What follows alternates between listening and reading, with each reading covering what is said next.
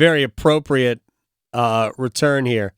Thank you. Because I know you want, as a Panthers fan, you want to hear something good. I need any and all good things. Even though the draft is often termed hope trafficking, the Panthers do not pick in the first round, though they have a great second-round pick, the best of the second-round picks. They're on the clock. As soon as Thursday ends, the Panthers are on the clock. Joe Person from The Athletic covers the Panthers to an award-winning level, and he joins us on the Adam Gold Show. So let's start with the big one. Brian Burns was franchise tagged. Nobody's surprised at this. I said before they announced the tag, I guess it was to yesterday, that one of three things is going to happen. They'll either tag Brian Burns, they'll either trade Brian Burns, or they will sign him to a long-term contract. The last two of those combined was probably less than 1%. It was always going to be a franchise tag. So talk to me about where we go from here. Well, behind door number 4 is the tag and trade option, which I'm starting to think might have some real validity to it. And I wrote about this today in The Athletic, and it is tricky because I'm with you that the tag itself was a no-brainer. But now you have this, what has been a standoff of a terrible negotiation, in large part because what you and I've talked about, the details of that Rams offer got out from a year and a half ago, and it emboldened Burns' camp to say, well, you held on to us despite 2 first rounds and a second-round pick offered to you. So now what you have is a clean slate in terms of this front office. And Dan Morgan was here, but he was the second in command. They've got a new cap guy, a new head coach, all of it. Right. And so are they going to try, with in earnest, to restart the negotiations? Or are they thinking like, you know what, to your point, we don't have draft picks. We don't have a first-round pick. We're a little light in picks, period. Yep. And Brian Burns is really the only tradable asset that we would be willing to part with. They've made it clear they'd like to extend Frankie Louvu and Derek Brown on defense. They have no one on offense, really.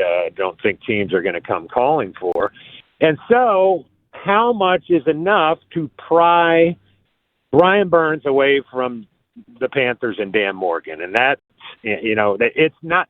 The thing that's going to be kind of a bad PR sell for the Panthers is it's going to be, if they do it, a fraction of what they were offered in October of 2022. But maybe it's enough that, and they could potentially frame it as, you know what, we're in rebuild. This is the best we can do right now, and we're going to use these picks and get better. Joe Person from The Athletic is joining us here on the Adam Gold Show. 2 quick things. First, and I read your piece, and when you point out 2 first and a second, I was under the impression it was 2 first and a third.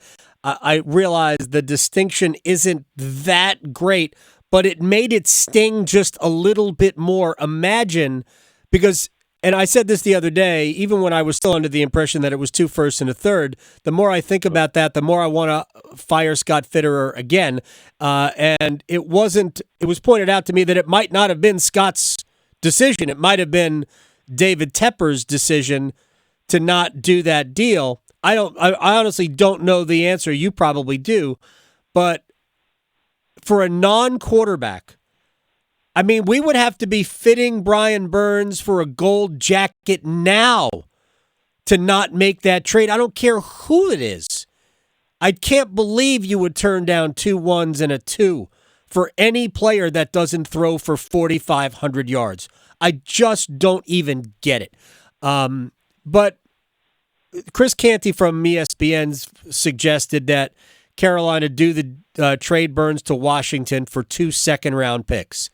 Now, they've got numbers 36 and 40. I have no idea if that's on the table or not. But is something like that, where we stand today, good enough value? Well, yeah, I mean they may have to do, and I put this in that column, the equivalent of a first round, and something of a little sweetener.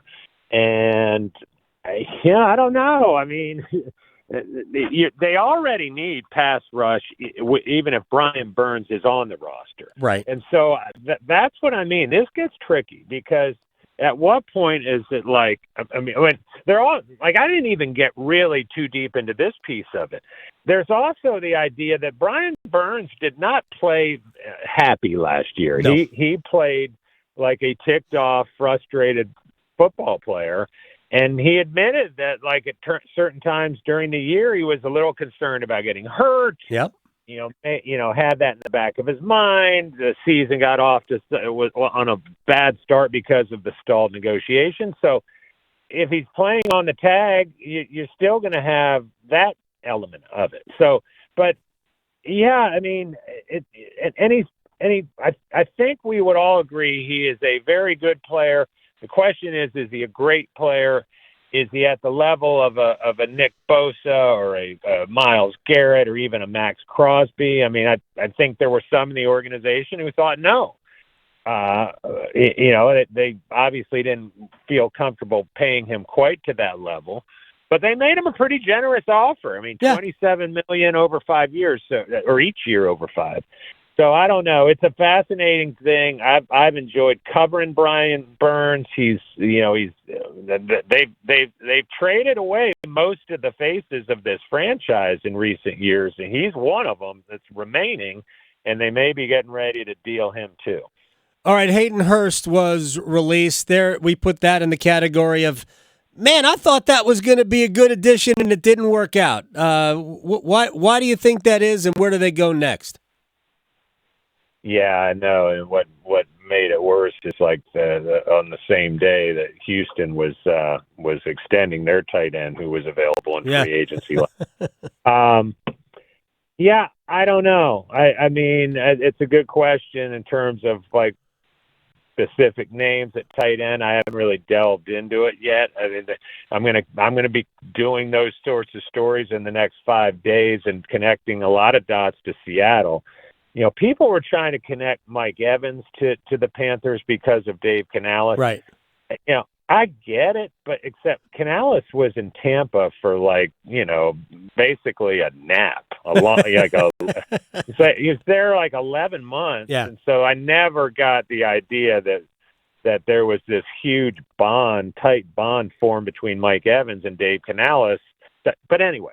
But I do think there are connections to Seattle because not only did Dave Canales coach there for a long time, 13 years, but several of his assistants came from Seattle, including the offensive coordinator, Idzik. So anyway, I think I think they're going to be pretty active in free agent. I don't know that means top of the market active, but I think they're going to look to add interior offensive linemen, a tight end. I think now with them moving on from Dante Jackson, they need a corner. I mean, there's too many needs to fill them all in one off season. Like I don't think this is going to be a quick fix. No. Sorry, I know Victoria wanted some sunshine sprinkled on her, but it's let's see a plan.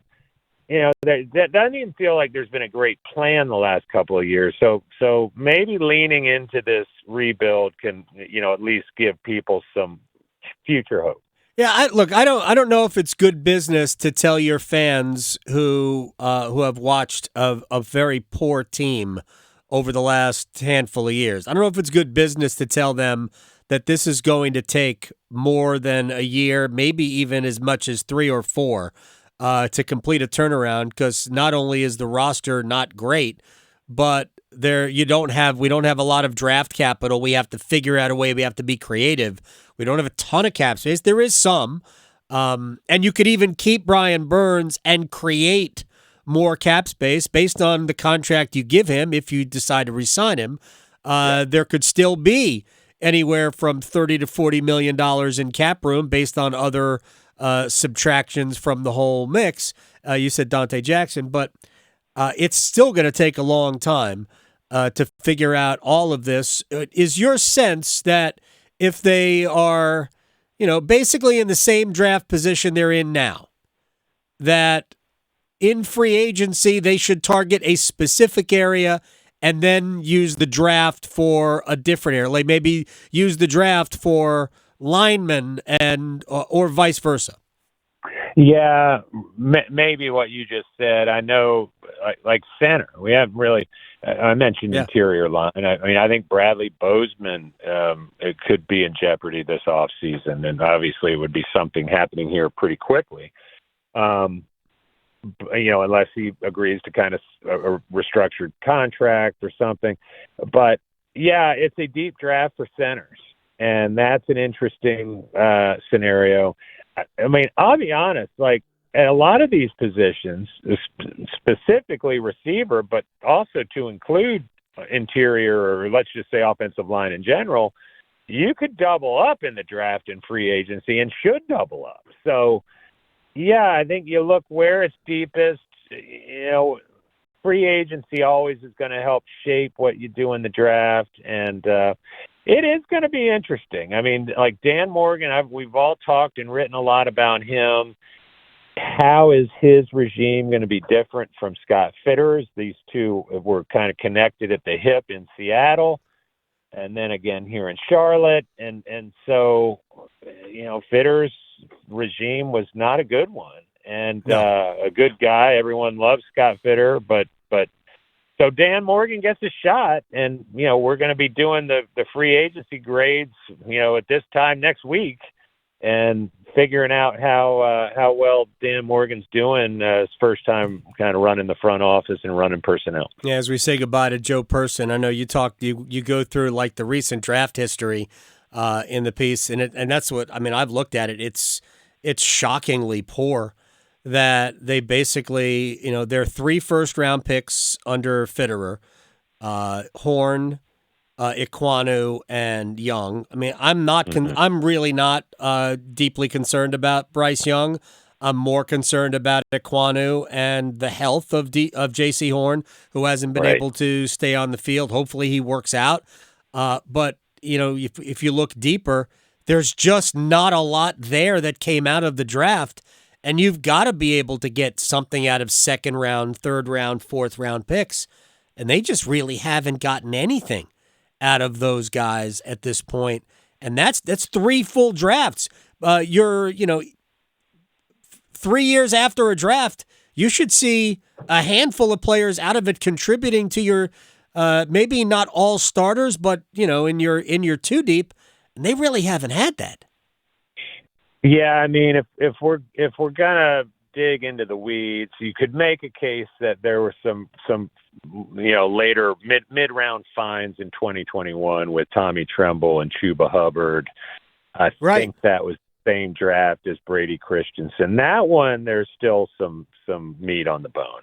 But you're right, a lot of them were just empty drafts, and really dating, and I addressed this in that column, 2018 and 2019. Yeah. Now that goes back to Marty Hurney, who had a good draft record at the top of drafts, as you know, all the way back, to Peppers and moving all Jordan Gross, all those. Right.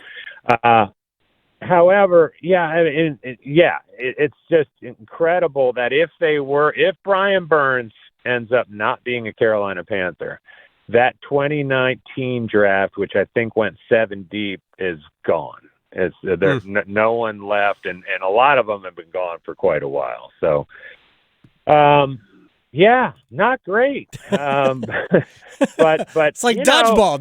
Not good, Bob. Not good. You know what though. I do, to end this, not that I need to be pitch man, but I think at this time next week or the end of next week, there'll be some moves that have been made, some signings, and I think, it gives fan base hope. You hope, right. But and he, at least a refresh and Dante Jackson had done some decent things, but I kind of like this new corner they brought in. So it's going to be an interesting couple of weeks in free agency and then on into the draft. Joe Person from The Athletic, at Joseph Person on Twitter. I appreciate your time, my man. I'll talk to you very soon. Have a good week. You too. Joe Person from The Athletic.